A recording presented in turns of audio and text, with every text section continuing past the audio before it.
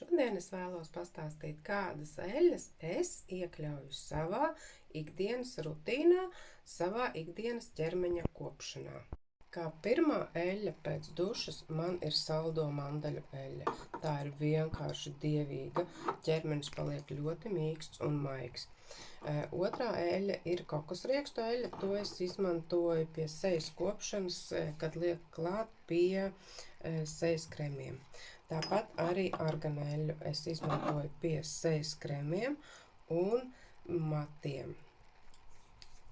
Vēl man ir arī aromātiskās eļļas, tā ir mandarīna un tā ir eikalipta. Eikaliptu ziemā ļoti labi noder elceļiem, un mandarīnu ir